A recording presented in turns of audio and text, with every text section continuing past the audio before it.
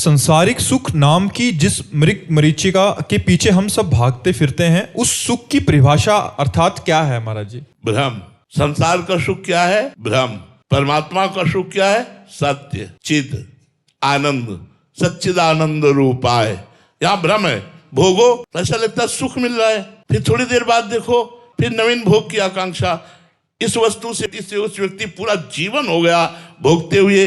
कोई हाथ उठा के बोल सकता है अब मुझे नहीं चाहिए, मैं तृप्त हो गया?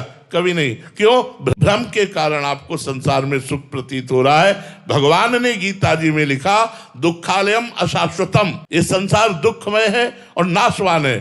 तो यहाँ सुखालय कहाँ हो सकता है? सुखालय तो भगवान का नाम, भगवान के चरणारविंद। हाँ, इसी संसार में यदि हम सबका हित करें, परोपकार करें, सबको सुख पहुंचाएं और भगवान का स्मरण करें, तो यही संसार आनंदमय हो जाएगा, यही संसार भगवत स्वरूप हो जाएगा। और अगर भगवान से विमुख होकर चाहे जितने अरबों रुपया एकत्रित कर लो, चाहे जितने बड़े पदाधिकारी बन जाओ, लेकिन तुम्हारे हृदय को शांति, संतोष, धैर्य, निश्चिंतता, निशोकता ये नहीं प्राप्त हो सकती।